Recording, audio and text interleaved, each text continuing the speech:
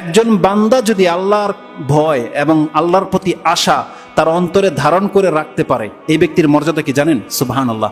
আনাস রাদিয়াল্লাহু তাআলা আনহু থেকে একটা হাদিস কোট করা হয়েছে যে একজন যুবক মরে যাবে, শাবুন মরে যাবে, এই মুহূর্তে রাসূল সাল্লাল্লাহু আলাইহি ওয়াসাল্লাম তার কাছে গিয়েছে, মৃত্যু মুহূর্তে, একেবারে শেষ স্টেজে।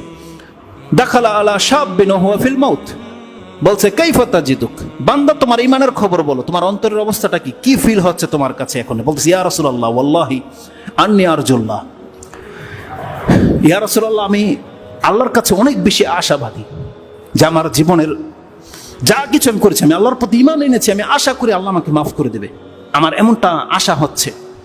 ওয়াইন্নী আখাফু যুনুবি, কিন্তু আমি এটা ভয়ও পাচ্ছি যে আমার দ্বারা এত পাপ হয়ে গেছে, আল্লাহ চাইলে তো আমাকে এখন ধরে নেবে, এই জন্য ভয়ও পাচ্ছি।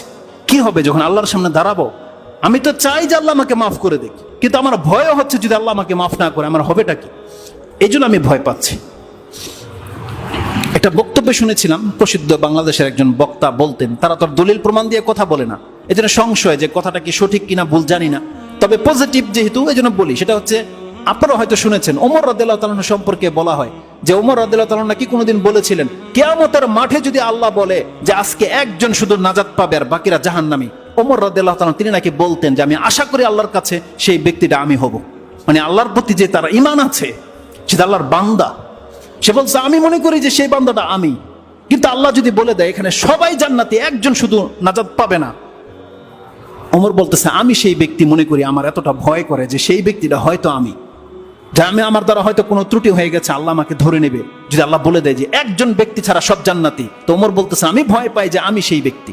তার মানে একজন মুমিনের অন্তরে এতটা আশা, এতটা ভয় থাকতে হবে। তো এই ব্যক্তিরও ঠিক তাই ছিল, সে বলতেছে আমি আল্লাহর কাছে অনেক বেশি আশাবাদী, আল্লাহ আমাকে ক্ষমা করে দিক, এটাই আমি চাই, কিন্তু আমার দ্বারা যে পাপগুলো হয়ে গেছে সেটা ক্ষমা হলো কি হলো না, আমার তো ভয় হচ্ছে। রাসূল সাল্লাল্লাহু আলাইহি ওয়াসাল্লাম বলছেন ফাকালা রাসূলুল্লাহ সাল্লাল্লাহু আলাইহি ওয়াসাল্লাম লা ইয়াজতামিআনে ফি কলবি আবদিন ফি হাযাল মাউতিন, এই যে নোক্তাটা, এই যে পয়েন্টটা আছে, যেখানে এসে তার অন্তরটাকে এখন দাঁড়িয়ে গেছে, যেই পয়েন্টের উপরে রাসূল সাল্লাল্লাহু আলাইহি ওয়াসাল্লাম বলছেন যেই কোনো বান্দার অন্তর যদি এই জায়গাটাতে আসতে পারে, ইল্লা আতাহুল্লাহু মা ইয়ারজু ওয়া আমানাহু মিম্মা ইয়াখাফু, সে আল্লাহর কাছে যা চাচ্ছে আল্লাহ তাকে তা দিয়ে দিবে, এবং যে জিনিসটাকে সে ভয় পাচ্ছে আল্লাহ তাকে ভয় থেকে মুক্ত করে দিবে।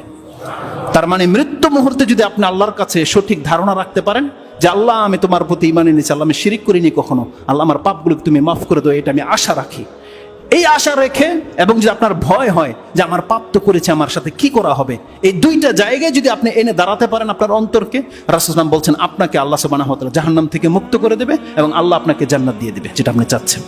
এই হাদিসটা কি ইমাম তিরমিজি এবং ইবনে মাজাহ তারা তাদের কিতাবে উল্লেখ করেছেন। তিরমিজিতে 983 এবং ইবনে মাজাহতে আপনি 4261 পেয়ে যাবেন। তো আমাদের কথা হচ্ছে যে আমাদের পক্ষ থেকে যে মেসেজ, দেখেন আমরা শুধুমাত্র আল্লাহ সুবহানাহু ওয়া তাআলার দয়া ক্ষমার বাহানা দিয়ে নাজাত পাবো না, আমাদের প্রত্যেকের দ্বারা কিন্তু পাপ হয়ে যাচ্ছে, আর সব বড় বড় পাপ যেগুলো সাহাবায়ে কেরামদের দ্বারা কখনো হতো না। আমরা আমভাবে যে পাপগুলো করে যাচ্ছি, যেগুলো আমরা মাছের ডগায়, নাকের ডগায় মাছি বসার মতো মনে করেছি, কিন্তু এইভাবে না পাপ করলে আমরা নাজাত পাবো না। বড় বড় মারাত্মক পাপের সাথে আমরা জড়িয়ে গেছি, অথচ আমরা তাওহীদবাদী। অন্যদের কথা বাদ দেন, আমরা যারা তাওহীদের দোহাই দিই যে আমরা কোরআন সুন্নাহর জ্ঞান আছে, অথচ আল্লাহ সুবহানাহু ওয়া তাআলার তাওহীদের খাতিরে আমাদেরকে আল্লাহকে লজ্জা করা উচিত, আল্লাহকে ভয় করা উচিত, যে যেই একক আল্লাহর প্রতি আমরা বিশ্বাস এনেছি সে আল্লাহ সব দেখতে পাচ্ছেন এবং সে আল্লাহকে লজ্জা করা উচিত, এটা ভেবে অন্তত আমাদের পাপগুলোকে বন্ধ করে দিতে হবে, নাহলে কিয়ামতের মাঠে আমাদেরকে কঠিন শাস্তিতে পতিত হতে হবে। আকুলু লিকাউলি হাযা আস্তাগফিরুল্লাহ লি ওয়া লাকুম ওয়া লিসাইরিল মুসলিমিন ফাস্তাগফিরু ইন্নাহু হুয়াল গফুরুর রহিম।